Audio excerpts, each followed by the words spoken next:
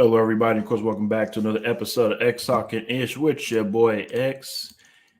And unfortunately, we don't have Ish today, but it's all good. The show must go on. So, y'all have me this Sunday morning/afternoon to, of course, discuss week 3 of the NFL slate. We will, of course, recap the Thursday night game, and, of course, talk about today, Sunday's games, and talk a little bit about Monday Night Football as well. As always, if you are on Facebook, please make sure you like and share this broadcast. If you are on our Facebook page, please go ahead and hit that like button. If you are on YouTube, please go ahead and hit that red subscribe button and also the notification bell so you can be notified for shows like this one in the future. And as well, if you are on Twitter, please go ahead and check us out on Periscope at XtalknIsh, and as well on my personal page at X_Williams81. I went ahead and retweeted it. So again, if you are on my personal page, you can go ahead and check us out as well. All righty, then. We are already 3 weeks into the NFL season.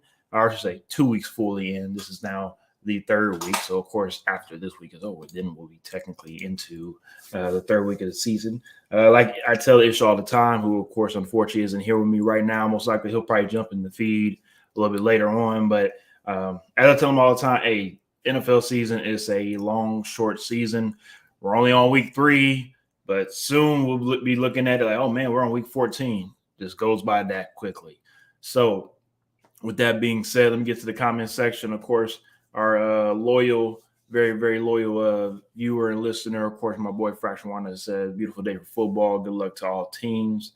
And to be an injury-free day, that's the main part, the injury-free day. I mean, it has been a whirlwind of injuries so far this first couple of weeks of the NFL season. Guys already put on the IR. IR, of course, is a lot different the last couple of seasons than they ever have been before. Usually if somebody gets put on IR, they're out for the rest of the season.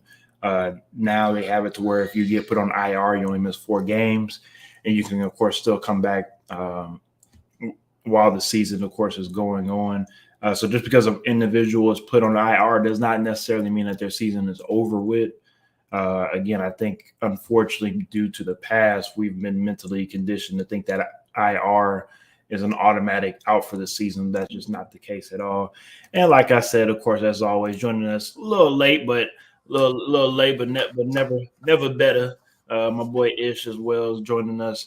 And Ish, I didn't get into anything too crazy. I was just talking to them, of course, about this week's NFL slate, how we would like for it to be injury-free, and just how random some of these injuries have been for the NFL season. Of course, we'll talk about that with some of these games that we have moving forward. Unfortunately, since I didn't have my boy Ish with me earlier in the show, I don't have some of his picks. So while we, of course, go throughout the show, I'll, of course, add his picks in while we do that. But before, of course, we go into our show, let's check in with Ish. Ish, how are you doing today? Everything good with you on the Sunday? You know, it's a lovely day, lovely day. Running a little late from church, so as you can see, I'm still a little dressed up still. But hey, I we see here. you We made it. We made it. already. I know you have stuff going on. You ain't nothing wrong with that. Take care of your family, and we all gonna be here on X Talking Ish, of course. Waiting for you to get back so we can talk a little more about some football. So, with that being said, let's go ahead and get into the first game. Most likely be on Houston's. If you're in here in Houston, you'll be on your network here on most likely channel 11, unless they play on Fox. I'm pretty sure they play on CBS. Of course, the Texans and the Bears. Now, this is an interesting matchup. We're not going to spend too much time on it. We'll spend enough time just to talk about it, but not too in depth. But looking at the first couple weeks of the season, these two teams are actually pretty identical. And I'm not talking about, Davis Mills versus Justin Fields and what about this receiver? No, I'm just talking about as a team overall, offensive side of the ball, defensive side of the ball. Stats wise, you're putting up the exact type of stats. Same numbers, pretty much. It's pretty interesting when you look into it. It was definitely a harder one to pick, if I'm just being honest. If you're looking at the stats. No, I 1,000% agree. Let's be real. The Texans, I feel like, put on a great show in week 1. Tying with the Colts. A lot of people felt like the Colts were division favorites. A better team than you would expect coming into the season due to the additions that they've added on in the offseason. and you put up a tie with your division rival, okay, cool. Let's go ahead and move over to next week. You have an opportunity to maybe upset the Broncos. That doesn't happen. Let's be real. I mean, they only lost the game by 7 points. It's not like they got blown out. They had an opportunity to, maybe still a win. Just didn't happen. You're going to Chicago. I think the Texans can pull this win off. They've done it before. They've gone into Soldier Field and beat the Bears before in Chicago. That's not the problem. The problem is for me is I'm looking at this team the same way I look at the Bears when it comes to who's going to make the least amount of mistakes. That's really for me what this game comes down to. Who's going to be the team that's going to make the least amount of mistakes to win you this game? Hopefully it shouldn't be a monsoon in Chicago like it was a week one. And it should be a great weather day for this game. And like in the comments, Fracture One is saying, if this is a game that you probably don't care for, it's an ill type of game. This is going to be a snooze fest for 48 or 48 to 41 fight. I don't think both the teams put up those are points. Yeah, it's going to be more of a snooze fest than it is a 48 to 41 win. But hey, NFL's any given Sunday, we've seen wackier things happen. So yeah, who knows? Maybe both these teams put up 40 in a weird way. But Ish, I have my pick. I'll let you go first, so I can of course put your pick in. Yeah, I got the Bears winning this one today. Like you said, looking at it, I mean, they both scored the same amount of points through the first two games. Yardage-wise, points allowed, they're pretty similar. I mean, it is almost identical. The problem that you have if you're the Houston Texans, though, is looking at what happened last week in a very winnable game against the Denver Broncos. I'm sorry, I just lost faith in Davis Mills, and I was buying all of the nonsense they were talking about at the beginning of the year of, oh man, he had a pretty solid rookie season. People were just overlooking Davis Mills. He was pretty solid, and he might be the guy. They don't have to draft a quarterback. Dude, if you watched that game last week against the Broncos, I think anyone is automatically saying either CJ Stroud or Bryce, or what's the name from Alabama? Bryce Young. Yeah, Bryce Young, my man. Y'all are going to the Texans. So go ahead and prepare. Y'all better start looking for y'all house in Houston, because one of y'all going to be here in Houston, because Davis Mills just isn't. He's not the guy. He's constantly missing throws high, constantly holding on to the ball too long, constantly underthrowing balls. I mean, it doesn't look good. There are some bright spots here and there, but it's way too inconsistent to trust the Texans. So, yeah, I'm going with the Bears. I think that defense for the Bears, especially at home, they're going to swarm. They're going to be able to make wreak some havoc for that offensive line. And Mills is just... Yeah, I mean, especially with it being a home game for the Bears, I expect them to play well enough to win this game. I don't expect it to be a 30-point type of game at all. Like it's going to be like 18 to 14. It's going to be ugly. It's going to be ugly. It might be 21 to 17 type stuff, but it's really, like I said in the beginning, who's going to make the least amount of mistakes? Who's going to capitalize on the opportunities that you get due to turnover, field position, and not letting the game get away from you? Because again, I agree when it comes to it. Maybe could be a 40-point score from either the Bears or the Texans if one of these teams just start going kaput and just acting like they don't know how to play football anymore. So that could happen as well too. And the thing is, you never know with these two teams. Yeah, exactly. So we'll see what happens. Let's go ahead and move forward from this. Fracture One says Mills' performance last week has officially gotten me off the support for him. I'll take either one of them boys coming out, mainly Stroud. So we'll see what happens. Hey, I saw a lot of unhappy Texan fan base on social media after week 2. It was very interesting to see how quickly the tide has changed for Texan fan base when it comes to Bryce Mills, because over the all season I heard nothing but good things, and now it's after 2 weeks. Woo! Yeah, it is. I think the performance last week turned a lot of people. Speaking of teams that had a high expectation coming into this season, the Tennessee Titans take on the Las Vegas Raiders at home. And right now, both teams sit at 0-2, and this game is a very, very important game for both teams because if you go 0-3-ish, you pretty much know what that is. I mean, it's pretty much unless you're the Indianapolis Colts or whatnot playing the AFC South and be able to come out of a 0-5 hole or whatnot. But other than that, you go 0-3 in the AFC, you probably ain't making the playoffs. These are two teams that before the season started, some people picked these teams to probably win their division. I think maybe more people for the Titans in the AFC South than the Raiders in the AFC West. I think a lot more people probably chose the Chargers or the Chiefs or maybe even the Broncos, but the Raiders were a sleeper pick. The Raiders are a 2-point favorite coming into Nashville. Of course, I did not get your pick, so I'll let you go first on this one. I got the Raiders. I think that these are two struggling teams. These are two teams that are trying to find their way, trying to right the ship. I think both teams have really high expectations coming into the season, and to be sitting at 0-2, it's a tough one. But when you're looking at these two teams and you're looking at what has happened, I would say Las Vegas has looked better, the better team of the two teams. I think that they're 13th in the league in points scored so far through 2 games, which isn't great, but it at least shows that they're able to put points on the board. Meanwhile, Tennessee is sitting at 28th in the league in points scored. And when you look at that, you also have to take into account they played the Jets the first week, and then you're coming off a game against the Bills, which is a really high. The Bills, honestly, they're probably one of the best, if not the best, defense in the league right now. So you can't really hold that against them. But when you watched that game and you looked at it and you saw how Derrick Henry performed, you saw how Ryan Tannehill performed, the thing that concerns me in this matchup is the Las Vegas Raiders are a team that they solidified their pass rush in the offseason.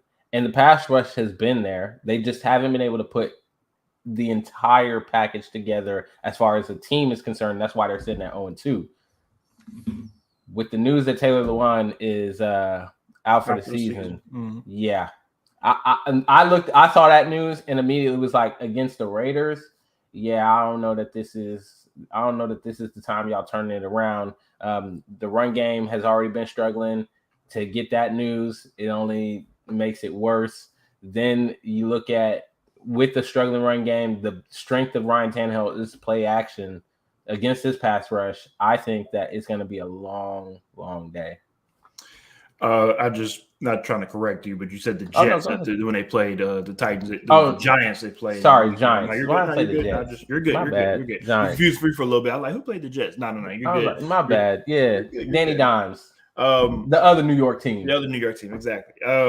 Everything you said is on point. It's very disappointing how the Titans have played these first couple of weeks of the season, but if you're somebody that has a brain and somebody that's not a bandwagon fan base that's just going to support your team no matter what and actually see the realization of your team, when you are a team and you let go a premier wide receiver. Are we going to stay on this? Are you not going to let that go? Of course, what are you talking about right now? AJ Brown was our Debo team, and AJ Brown was the spark that people even gave a damn about even watching the Tennessee Titans in the first place. Yes, Derrick Henry is the main event. Yes, he is the show. But when it comes to the high flying stunts and the acrobats and the fireworks, that's AJ Brown. And again, look, I'm not about to sit here for the next 3 more years and complain about, we don't have AJ Brown no more. No. What I'm stating is that for the silly folks out here, especially Titans fans that thought that, we don't need a loudmouth wide receiver. We could just use the picks that the general manager got for AJ Brown and just get 3 more wide receivers and they can just utilize their talents and be able to replace AJ Brown and blah blah blah. No, that's stupid. Okay. Sooner or later, some of you idiots gonna have to realize that talent in the NFL, it wins. Okay, this is not high school football. This is not college football. This is professional football. Folks get paid for this, and folks' livelihoods, when it comes to how they want to live, are on the line from time to time as well too. So I don't know what is going on when it comes to the office side of things in Tennessee.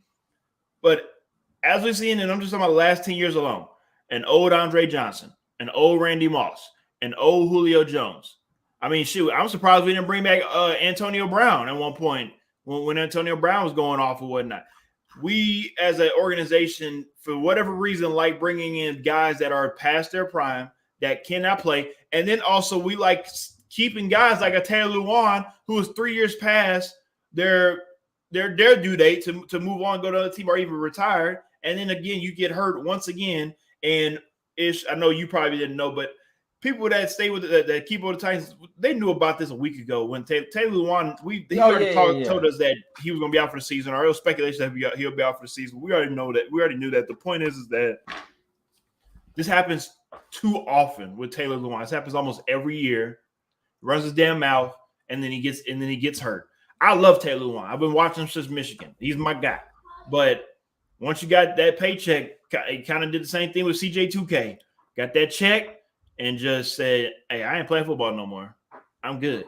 I ain't saying that's not what happened. I don't know that a lot of times, what happened with Taylor Lewan, he's gotten rolled up by other players. He's got rolled up by his own players. Friendly fire. I understand. I'm not blaming him. I'm just saying, when it happens year after year after year, it's just so demoralizing. It's demoralizing. Yeah. It just gets to a point where it's just like, you got to reboot. You got to restart this. Like, you got to find a way to go ahead and move. Like, go ahead, time to move on, revamp this whole offensive line and do something else, because what we're doing right now is not working. The AFC has gotten so much better. The division right now, the Titans, y'all play around if y'all want to. Y'all lose this game and let Jaguars go 3-0. It's gonna be a problem. I mean, I'm sorry, 2-1 and end up, taking the division or whatnot. It's gonna be a problem. I don't know about all that. You're alluding to something, but look, it's early in the season, but we'll circle back on this by week 13. Things might look a lot different, but this is not a good look so far. That's all I'm saying. Not a good look. All right, let's go ahead and move on to another matchup that had the AFC West and AFC South matching up against them, the Kansas City Chiefs versus Indianapolis Colts. Even though I didn't get your pick for this one, I'm pretty sure I already know which side you're going. I'm going to go ahead and fill that one in for you. I'm pretty sure you're going with the Chiefs, being a 5.5 point favorite in Indy. And if you are watching the game in Indy, they are actually opening up the roof. So nice little day to have the roof outside or open for the people that's in Indianapolis. I'll make this short and sweet. Indy, y'all have disappointed me the last couple of weeks, and I do not see a turnaround in this game. Now, I will say, though, this is a pride type of game for the defense and also for the offense, too. The offense has been trash, as we saw last week, 0 points against the Jags, but also the defense as well, too. The defense, of course, has missed Shaquille Leonard, a.k.a. Darius Leonard. For the last 3 weeks so far. He'd be out, of course, this week, unfortunately. But overall, this defense is not a slouch. I mean, you have a guy like Stephon Gilmore on that defensive side. You have to pick it up for the Colts. So I do expect the Colts to play much better defensively. And I also wouldn't surprise me at all if they keep it close with the Chiefs for 3 quarters. But the Chiefs will pull away. It'll be a 10-plus point victory for the Chiefs. I don't see the Colts keeping up with Kansas City. All right. I'm just gonna say this to make the case. Keep it short and simple. Dead last in points scored, second to last in takeaway difference, and that says it all for Indianapolis. When you can't score points and you're turning the ball over, you're gonna lose games. That's why they haven't won a game yet. And that is why I don't think that they're going to beat the Chiefs. Like you said, it's a pride game. I expect them to come out. I expect them to be flying around, trying to make some noise. But at the end of the day, there is a problem with this offense right now. And I don't know what happened to Matt Ryan. Maybe he is done.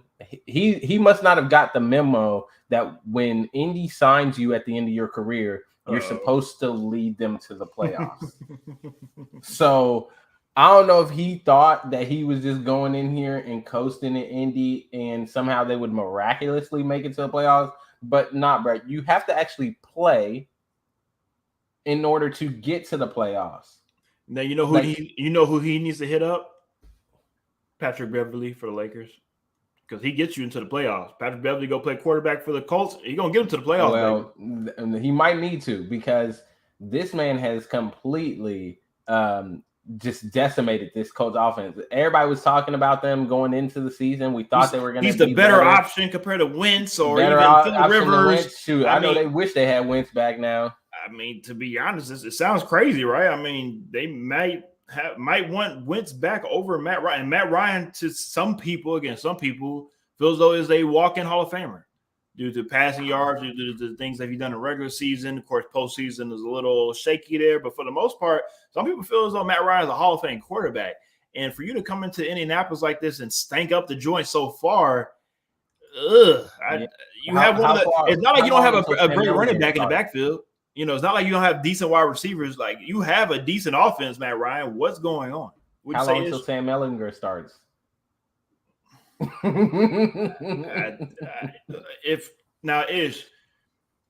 Those two situations, from this Colts situation and the Titans situation, because everybody asks us all the time, when is Malik Willis start? If they start Sam Ehlinger over Matt Ryan, they might as well not even play Matt Ryan anymore. They might as well just give him his Coach O when it comes to a pension, his $17 million, and just let him walk out the door. Because if you get replaced by a guy who was not a starter in the NFL, and you're supposed to come in and lead the Colts to, like I said, the playoffs or maybe an AFC Conference Championship game, Matt Ryan's about time for you to pack. I mean, I doubt they would do that to Matt Ryan, but hey, if it continues in the way that it's continuing, you might have to. That might need to be a discussion. For the Colts, only scored 10 points a game so far. Now, like, I understand one game was 20 points, the other game obviously was 0. Obviously, the 2 times 2. I'm sorry. You add those 2 divided by 2. Obviously, it's 10 points. I'm not an idiot. I know how it works, but just to see the Colts only average 10 points so far, that is just dead last. That's horrible. Dead last. Anywho, let's go ahead and move on to a game that I'm excited for. I've already deemed it that this is probably going to be the best game of the weekend. I swear I need to get NFL Plus this weekend. Hey, this game will be watched by any means by me, because this is probably going to be the game that you want to keep your eyes out on, because of not just being a great game, division implications, measuring stick type of game. How real are you really, Miami Dolphins? We know about the Buffalo Bills. Mm-hmm. But Miami Dolphins, we talked this. I feel like we are in the back of the exact same spot last year when we talked about the Miami Dolphins playing against Buffalo Bills. Yep. And this was your time to step up, right? This was your time to shine. Show us what you got. They got demolished last year. Buffalo Bills took it personally. I don't know what happened. I don't know what was going on. I don't know if Miami talking about their mamas or something. I don't know. But my point is that the Buffalo Bills took those games very personally. This is a very important game, again, not just in the division, but in the overall AFC standings. Yes. Please tell me how you feel about this game. Tell me who you have winning this game. And tell me something that some people are not even paying attention to that revolves this game as well. So these teams played each other 3 times last year, twice last season, but they also played their second game of the season before last year. So 3 times in the calendar year of 2021. The Buffalo Bills record is 3-0. And it's not 3-0 like just, we barely beat this team. Yeah. The scores were 56-26, 35-0, and 26-11. These are not close scores in the NFL, like not close at all. All right. The Buffalo Bills have been whipping the Miami Dolphins. As a matter of fact, in the last 5 meetings, they're 5-0. I was looking at this game and I'm thinking to myself, Buffalo's coming into Miami. Buffalo has the number 1 defense. When you talk about they are second against the pass and first against the run. They are second in points allowed. This defense has been electric. Then you compile that with the number 1 scoring offense in the league. And obviously you can see why many people think that Buffalo is they are the Super Bowl favorites. They're probably going to represent the AFC in the Super Bowl, is what a lot of people think. But I'm going to go with the Miami Dolphins today. The reason why I'm going with the Miami Dolphins is I think that this is the kind of game where Miami has made the sort of adjustments they need to make, where they can take advantage of some of the things Buffalo likes to do. All right. We've all heard the old saying, speed kills.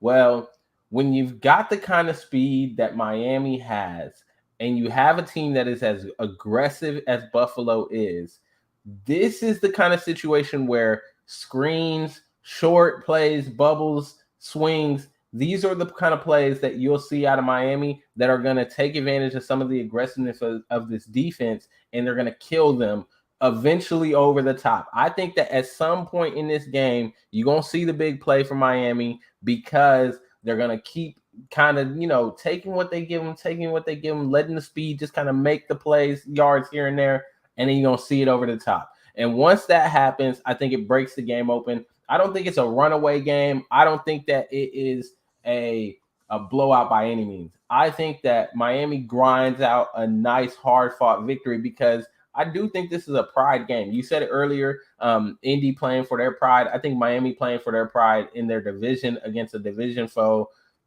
You can't have them sweep you in a calendar year, 3 games in a row, not even close, and then come out and allow them to beat you again at home. I think they have to win this game.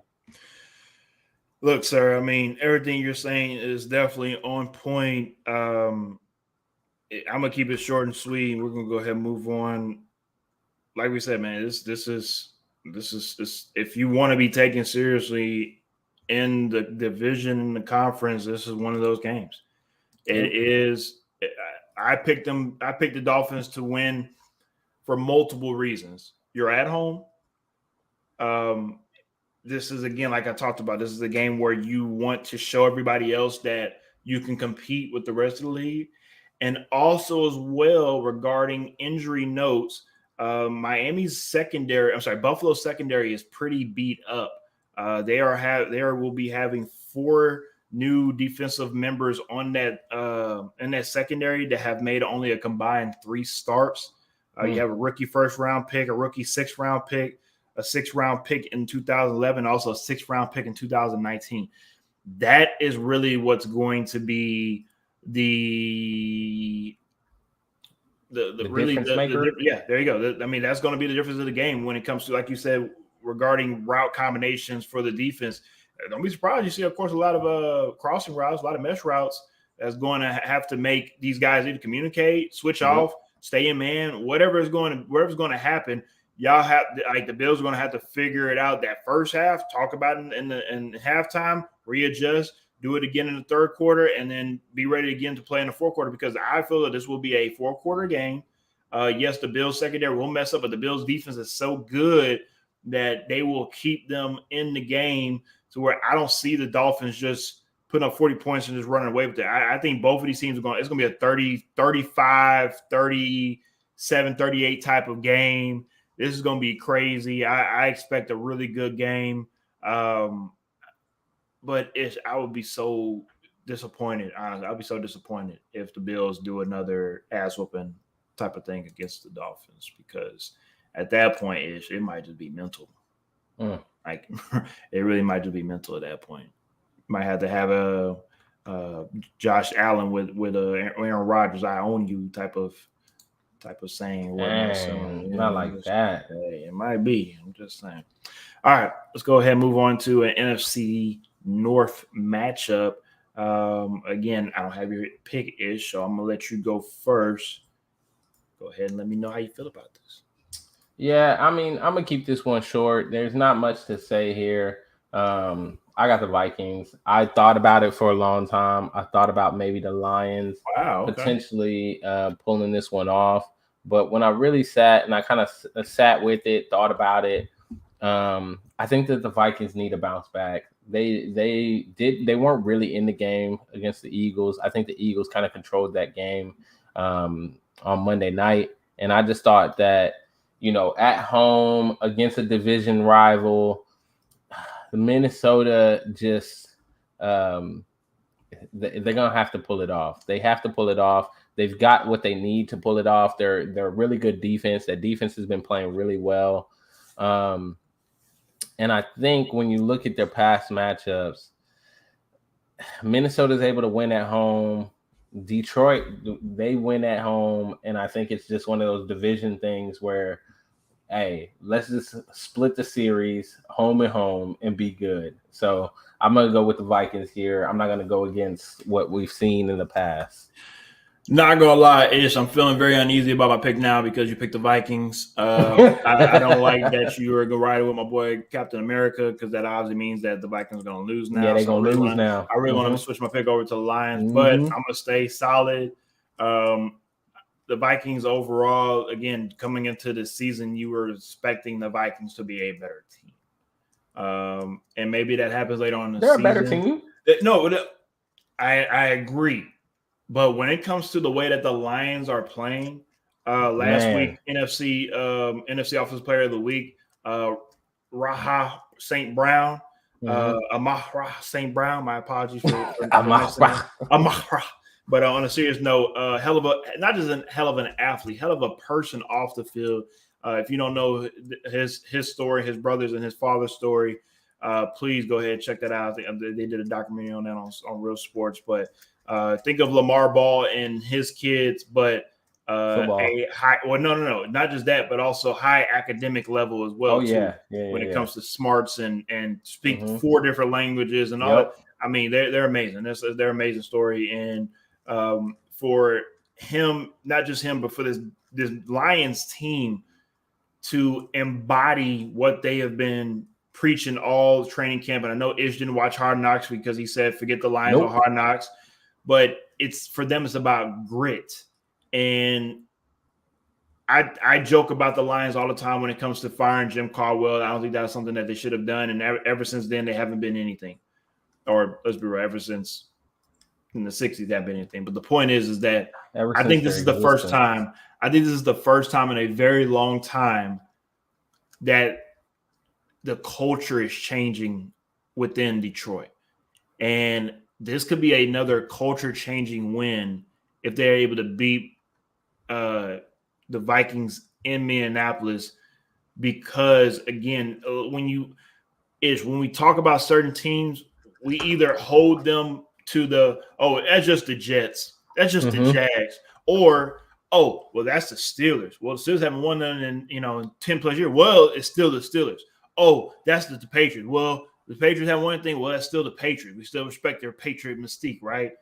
The Lions have to find a way, like the Bengals did last year, to break away from the past shackles. I don't know if this happens to this game. I don't know if it happens this season. But I feel as though they have the right coach. They have the right players. And Jared Goff might be a guy that allows himself, because of the opportunity that he has placed in front of him, to rewrite his NFL career. Because when he got traded to the Lions, a lot of people just felt like, oh well, his career only led them to like what are we talking about? This man did well in LA. You're right, but my point is, anytime somebody goes to Cleveland, Detroit, even Houston, your career is probably you're done. That's what I'm saying. Oakland Raiders at one point in time when they were in Oakland, usually you go there, your career goes there to die. That's my point. So it's interesting to see Detroit changing the narrative. Fracture Walnut says, I don't think Dan will lead them to a Super Bowl in his tenure, but he's definitely setting the tone for the future of the Lions. Yeah, if the Lions go to Super Bowl, I think we all need to go and put some money in the lotto, because that'll be an amazing feat in itself. All right, before we get back to the games, let me go ahead and get to one of our segments. If I was a betting man, I'll go ahead and keep this very short and sweet. And as we, of course, just talked about with the Lions and Vikings, I also have the Lions will cover the spread against the Vikings. Again, I think this will be a very close game. Wouldn't surprise me at all if the Lions win this game. I'm just being that hard-headed and not taking the Lions. Most likely, I will kick myself in the butt on Tuesday when we recap this game, and I'll tell myself I probably should have picked the Lions. But that's here nor there. We'll see what happens. Of course, my second one, over under 1.5 passing touchdowns for Carson Wentz. I think this is a very interesting bet, mainly because of Carson Wentz so far the first 2 weeks of the season isn't playing too bad. Like, it's not like he's playing horrible. It's not like he's the bum of Carson Wentz or whatnot. He's playing okay. And because he's playing against his former team, I expect Carson Wentz to play well enough to maybe not win the game. I don't expect him to win the game, but at least put up his own personal stats regarding more than 1.5 passing touchdowns. I want you guys to take the over. You put down 100, you win 115.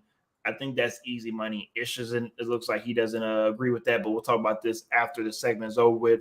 Also, over under 42.5 for the Falcons versus the Seahawks. I'm going to learn my lesson from last week, and I'm going to go ahead and take the under. The Falcons and the Seahawks. The Seahawks as a team, points-wise, is just not doing it, and I'm not going to be that guy when it comes to the Jags and the Colts of last week and think that the Colts are just automatically just going to miraculously score a whole bunch of points. I don't see it happening with the Seahawks. I actually expect the Falcons to have a pretty decent showing in Seattle, but I just don't see Seattle putting up too many points. So for that game, go ahead and take the under. And, of course, our segment, If I Was a Betting Man. All right, let's go ahead and get back to some of these games. And, of course, we'll get to Don't Be Upset. Ravens and Patriots. Ravens are a 2.5-point favorite going into Foxborough. Now, of course, back in the day, that is a very rare thing to happen for anybody to come into Foxborough and be a any point favorite. Of course, we all know the Ravens have MVP, Mr. Lamar Jackson, who's trying to get that check moving forward. We've, of course, have heard Bill Belichick talk very highly in his own words about Lamar Jackson, even though it's really about 3 words that Bill Belichick said. But in his eyes, it's very high praise for him. Ish, let me know about this game. Again, I didn't get your pick, but I'm pretty sure I think I know where you're going with this. Yeah, I got Lamar Jackson and the Ravens. I think that they should have won that game last week against the Dolphins. They kind of gave that game away. Kind of. Yep, by 21 points. You should have won that game. Hey, they kind of gave that game away. They should have won it. I think that they're gonna come back hungry. I think they are a different team. Anyone who's watched them can see that they're a different team this year. Those injuries, they're healthy. They're flying around. Lamar Jackson's got a point to prove. He's definitely playing his heart out, leaving it all out there. I expect Bill Belichick to have a good scheme and be ready to go against the Ravens. But I think the Ravens are going to find a way to win in New England. They just kind of have to. And I'm still not sold on this Patriots team. Even though they won a game last week against the Steelers, which was an ugly game. Like, I stopped watching that game, I think, somewhere in the third quarter, fourth quarter, because it was just so it was just ugly. It was just boring. It wasn't, it reminded me of just the back in the day, kind of like it just was like, okay, yeah, it's a slow grinder.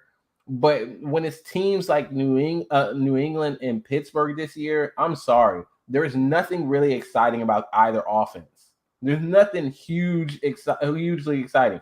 I know that they had Pittsburgh had George Pickens make a great catch over the past week, but when you really look at them, that's it. What else are we talking about Pittsburgh? Nothing. Well, and New England. It's funny you bring it up because before the show's over, let's go ahead and recap that Thursday night football game as well. Let's save everything for that Thursday night game. Let's go ahead and move on. I have a couple things to say about that as well too, because the real question is how long until we're chanting for Kenny Pickett's name? No, that's not really very long. That's really they're already ready. So they're already ready. We'll see what happens. But as you can see, I have the Ravens. I don't have anything really to say about this game. Yeah. I'm not a believer in Mac Jones. I've never been a believer in Mac Jones. And Jacoby Myers is out. I'm a believer for Mac Jones within the Patriots system. But overall, the quarterback as in can lead your team to a Super Bowl. Nah, y'all drinking on the Alabama Kool-Aid. But hey, that's here nor there. Bengals Jets. I did just see the picks that Ish had for XtalknIsh, and I'm gonna need Ish to go first because I'm a little dumbfounded. So I'm gonna let you go first, Ish. I'm upset. I'm just saying. I think that the Jets gonna win this game. They're playing in New Jersey. Robert Saleh's team, they're playing defense, man. Like, that's one thing you can't say that they're not playing defense. They're playing defense. They're third in passing yards. They are, middle of the road when it comes to takeaways. I just think that there's a lot going on with the Cincinnati team, and they just haven't quite been able to put it together. I have a question. I have a question for you, Ish.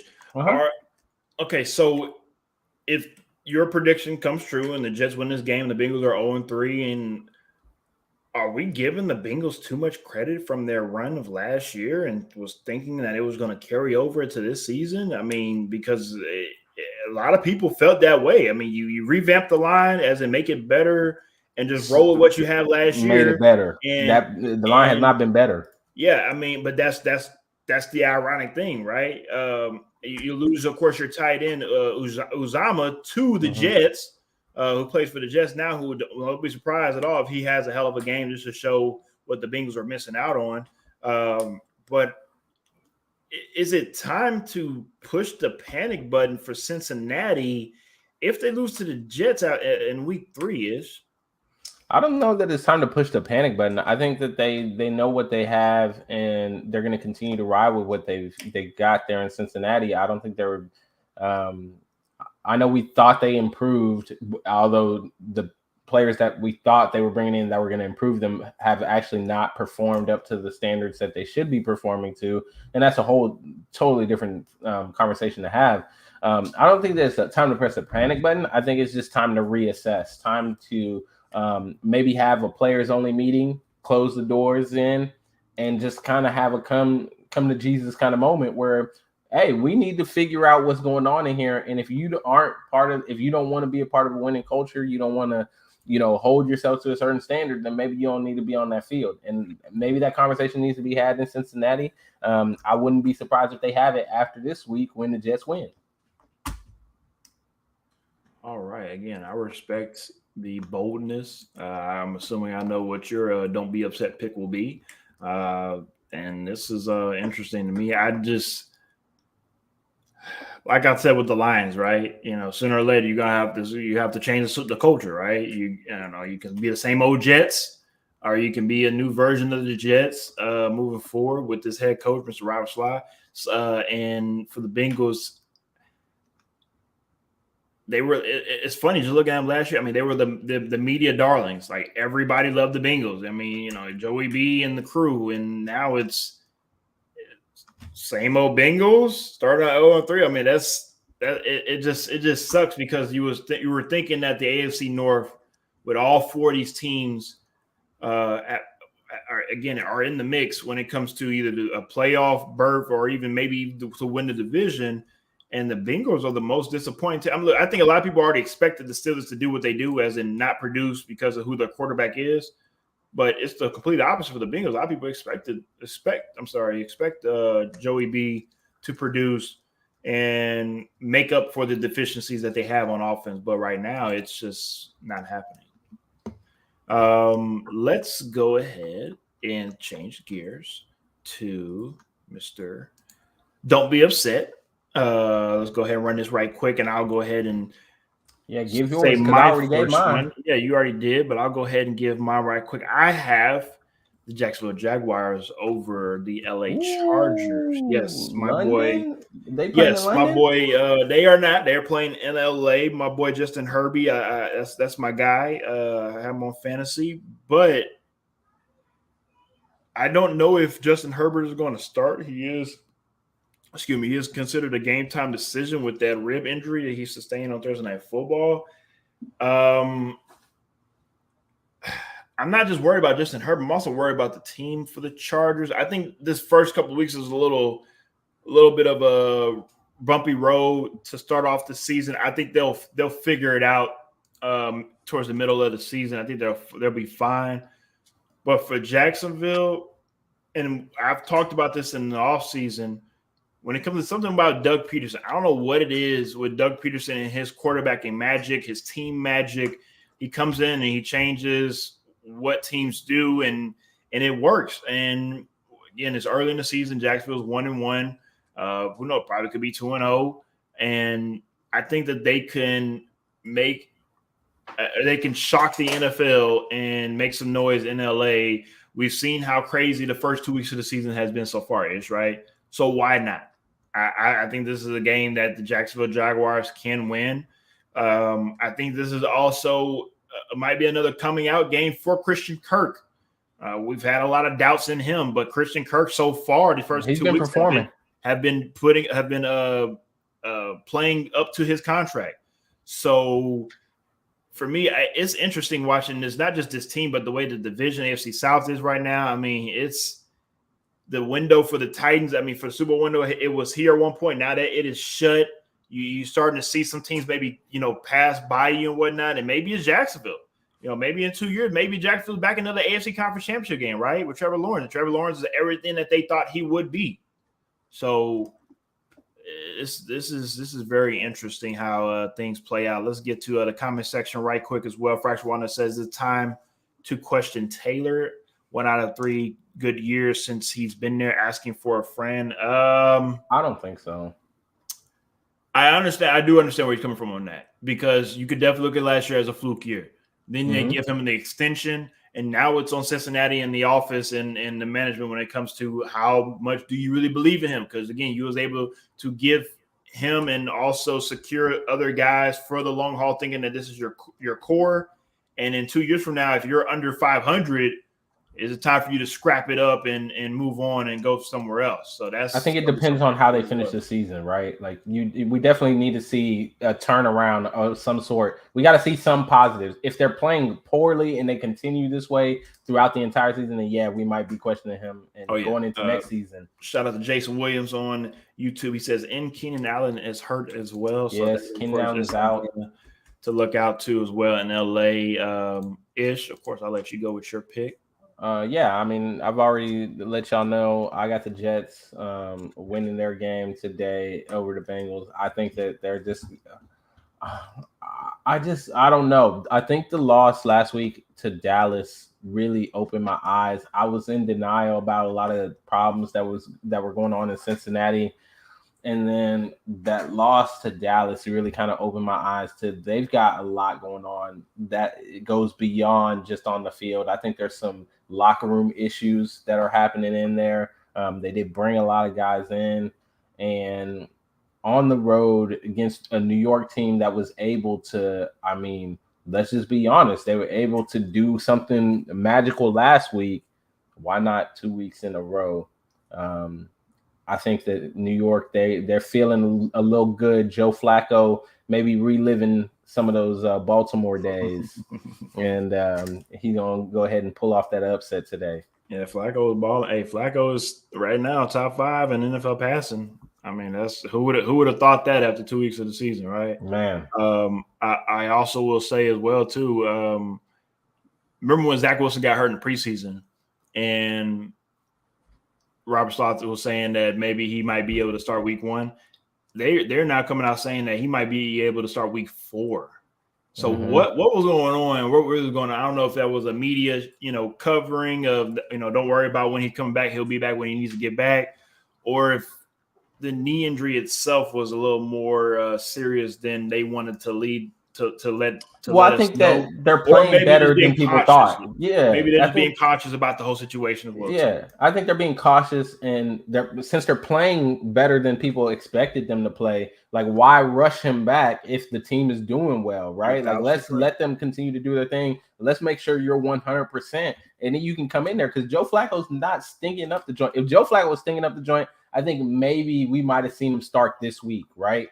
But I think they're playing solid enough that that's our franchise guy. We know that's our franchise guy. It's not a quarterback drama. Let's let him get healthy, and then he'll come in and start.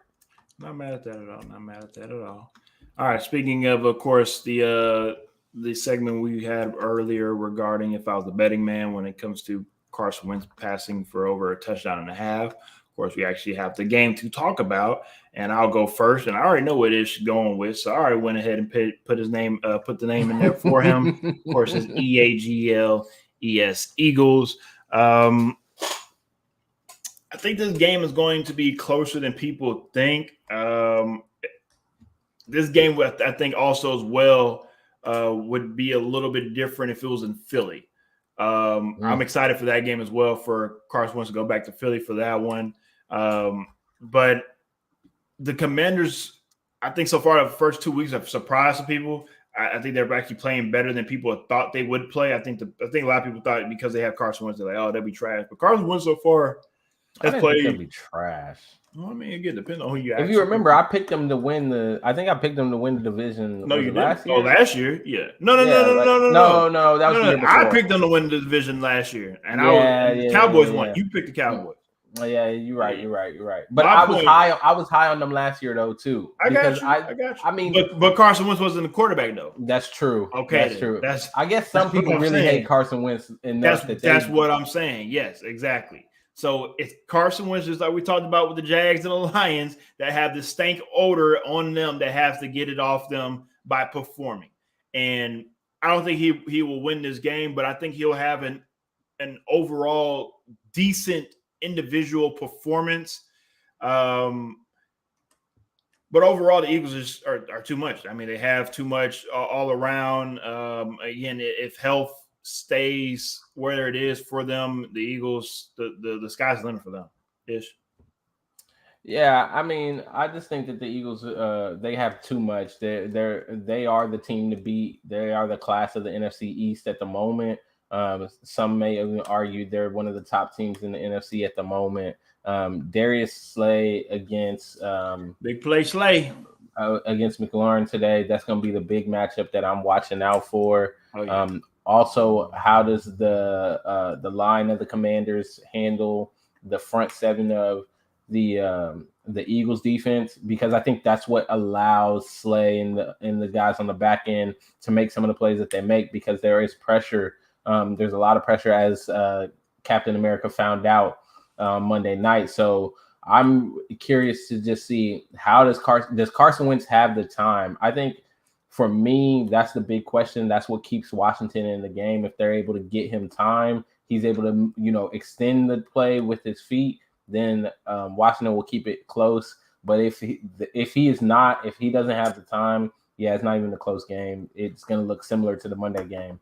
Definitely agree. All right, let's go ahead and move on to, of course, another big game for today. It's not a big game. But if you let me finish, I was going to say, if everybody was probably healthier, this would probably be a bigger and a better game. But due to just so many injuries across the board on both sides of the ball, even if everyone was healthy, this is still not a big game. Okay, well, maybe it's not a big game, guys.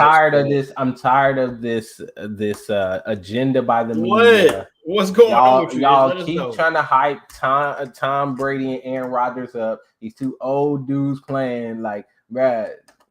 Sure, whatever. First time in NFL history, First time in NFL history, two quarterbacks that have three or more MVPs playing against each other. Woohoo! The Green Bay Packers have not looked that great this year. I'm just saying, Green Bay Packers haven't looked that great. I don't feel like this is a big game. If Green Bay was coming in here playing lights out, then I'm like, yeah, it's a big game, because Tampa Bay has looked pretty good. Last week though, they didn't look that great either. So to me, it's like, yeah, they're two teams that playing okay, so it's an okay game. Just because Tom Brady and Aaron Rodgers in here, everybody want to make it into a big game. I hate that Fox has this as the game of the week. I don't want to watch them. I'm sorry. I don't want to watch them. I watched Tampa Bay play last week against Jameis Winston and the Saints, and it was mediocre. Okay. You didn't enjoy the Mike Evans and Marcus Lattimore fight? No, I did. Well, yeah, I watched that. It was the chippiness was interesting, but that was the only interesting thing about the game. And then Green Bay went and slaughtered the Cubs. And I mean, let's be honest, man. If the Cubs were somewhat decent, that game. For people that don't understand why you calling the Bears the Cubs, can you please explain that to them? I mean, because they playing like little kids. Okay, it was like a little league team playing against the Packers. And Rodgers said he owned them. He's right. He owns them, dude. That game, I was hoping. For those who don't remember, I picked the Bears to win that game. I thought the Bears were gonna have some sort of pride and come in there after winning a sloppy one in Soldier Field and do something. In that game, to watch how they played, I am sorry, but they are just not anywhere close to being where they need to be. So who do you have winning this game? Who do I have winning this game? That's a real question. I got Tom Brady winning because it's Tom Brady. I was right, but I wasn't sure. Yeah, because it's Tom Brady, man. It's Tom Brady. Also, Sammy Watkins is out, so that's one less veteran receiver for Aaron Rodgers to lean on. And if you paid attention to the game against the Cubs, he's leaning on the veterans at this point. The rookies have just proven to be too sporadic to really rely on. And so now he's trying to go to Randall Cobb. Look, Randall Cobb has made a resurgence after leaving Houston. I mean, wow. Who would have thought that after leaving Houston, Randall Cobb would show up back on the scene? Where careers go to die. And then they leaned on the running game, which that was a big one for me. Which is something they can do moving forward a lot more often than they think. They can actually do that shit. When you have two damn good running backs like that, lean on them boys. The problem is you're facing a top 10 defense against the run today. And that's why I think that it's just not going to happen. Yeah, I mean, look, I got the Bucs in simple terms mainly because, besides it being at home, like I said, the Bucs defense is insane. And also the Packers do not have any weapons. I do not expect Aaron Rodgers to go out there and slice and dice and beat this Buccaneers defense. Like, I really do not. I expect Aaron Rodgers to have a very tough time today. Would not be surprised at all if you see him in the post-game podium on some shrooms because he took a beating or whatnot during the game and had to go out and mellow out because of just the ass whooping he had taken throughout the game. But I'm just worried very much so about this Packers team moving forward with all these injuries that they have. I picked them to win the North. I understand that. I didn't pick him to win the North, but I'm just saying, though, for Aaron Rodgers, I mean, remember, he had the team in limbo last year when it comes to if he's going to stay there or if he's going to go somewhere else, right? Left. He should have just left. I mean, now, hindsight is 2020, like we always say. We have a show, when it comes to the draft is 2020. But my point is that Aaron Rodgers made this bet. He got to line it. So you're going to have to figure it out. I love you, Aaron Rodgers. You might be my dog, but you're going to have to figure it out. All right, let's go ahead and move on to a team that's definitely figuring out, the 49ers, a.k.a. Aaron Rodgers' favorite team while growing up. Even though Trey Lance is out for the season, they out here figuring it out with Jimmy G. And that's another reason why you out here. Hey, I know it might not have been seem like a smart thing to do is re-sign Jimmy G after you went ahead and move along with Trey Lance and this, that, and third. But now looking back on it, it seems as though the 49ers are a smart bunch of individuals to say, we don't care what y'all say. We're going to do it anyway. Re-sign them. Yeah, that's what happened. Yeah, I know you know where I thought. You know where I was going with that is. I know. But on a serious note, call me crazy, but I think this is the best thing that could have happened for the 49ers. It is. Early in the season to where they could just go ahead and transition back over to Jimmy G and everybody's, got that little bit of excitement amongst themselves to say, okay, we got the guy that's actually led us to somewhere. We didn't have to worry about the uncertainty of this second-year player and what he can or can't do. I think the Niners going to run, and I think it starts tonight against the Denver Broncos. I have the 49ers winning this game, and for the Broncos as well too. I think we're all waiting to see what dumbass coaching decision will Nathaniel Hackett do tonight. What are you going to do? You're going to put 9 men out on the kickoff team? Are you going to call a timeout with 11 minutes left to go in the first quarter?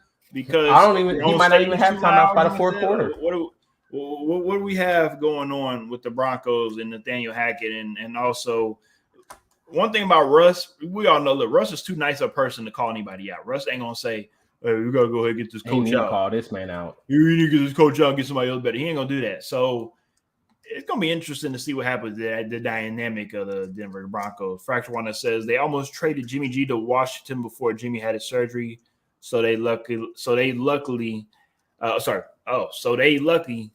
that they have them now. My bad. I can't read too early in the morning. That's what happens when you don't have your breakfast, apparently. So no, I mean, look, and we can talk about whatever trade scenarios that could have happened in all the sports. Exactly, in all sports, football, basketball, baseball. Kobe should have went to the Bills, and Tim Duncan should have went to the Lakers, and this guy should have went there, and blah blah blah. But it didn't happen, and Jimmy G is, of course, back being the quarterback once again. And in the words of Russell Wilson, let's ride.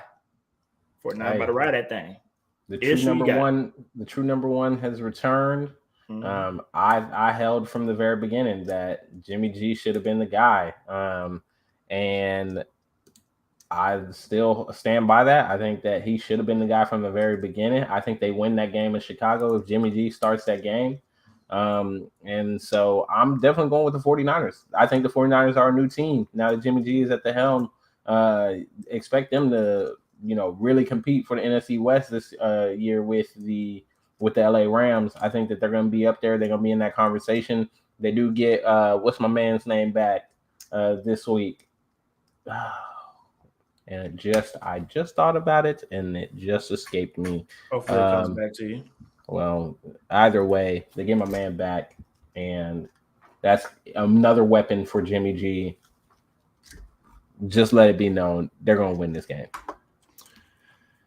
All right, let's go ahead and move on from the Sunday night game to the Monday night football game. Of course, America's team versus the New York team that some people feel as though might be more America than the Dallas team, but hey, that's here nor there. The Cowboys versus the G-Men on Monday Night Football. Again, we'll talk about this very briefly, and then we'll wrap it up with Thursday Night Football with the Steelers and Browns. Ish, who do you have? Come on, Danny Dimes. I didn't know. I wanted to double check. I know. You might want to go with Cooper Rush. No, Danny Dimes. Danny Dimes. Danny Dimes going to continue to do what Danny Dimes does. He's going to carry his team to victory. There we go. Didn't you pick the Titans to beat the Giants week 1? I don't recall, but I will say that my boy Danny Dimes is going to continue to do what he's doing.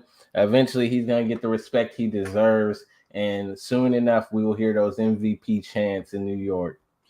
As y'all can see, everybody, Ish did not take his medicine before the day started, so he's a little loopy. He just be saying things he don't need to be saying, especially those MVP chants for Danny Dimes. That's never going to happen. So I'm going to need Ish after the show's over. Please go take your medicine. If you need me to come over there and give you your 2 pills a day, I'll get 3-0. What's that? They're going to be 3-0. Come on. You need to stop, sir. You need to stop. All right. He only carrying this team right now to be 2-0. Oh, Lord. Apparently I'm living in the Danny past. Dimes, baby. Danny Dimes. All right. I'm going to need both of y'all to relax. Bro, I wouldn't be surprised they go into Green Bay 4-0. Okay. The real thing is, can the Giants really win the fucking division this year? Like, what the fuck is going on with the NFL this year? Well, the Eagles. The first 4 weeks of the season don't mean nothing. Okay, let's put that out there in front street. First 4 weeks of the season is still preseason. We don't know what the hell's going on. The NFL is crazy. After week 4, then we can actually start really saying, okay, this team is this team is that. Because right now we don't know what the hell going on. There's a lot of stuff going on, and we still processing it. All right, let's go ahead and wrap it up with Thursday Night Football game, Steelers versus Browns. Again, we usually do this in the beginning of the show. Unfortunately, my boy Ish wasn't here, so we kind of waited till the end. So let's go ahead and wrap this up. The Browns went ahead, took this game with a late touchdown to finish this game. It was a little bit closer than the score indicates. It was a 29-17 victory for the Browns, but for the most part, it was a very close game. Overall, though, you have the Browns at 2-1, Steelers at 1-2. The Browns know who they are for the most part, their identity. They run the ball, play great defense, make sound throws. When Deshaun Watson comes back, that'll be, of course, I think, even amped up to another level with Deshaun Watson at quarterback. So they're fine. The Steelers, though, a lot of people knew and assumed that they would have some struggles and some worries going into the season, mainly because everyone except you. Of course, because you want to know why? Hell of a great coach, Hall of Fame coach, and also as well because you do have first round draft pick Mr. Kenny Pickett to come in there and steady the ship just in case anything happens.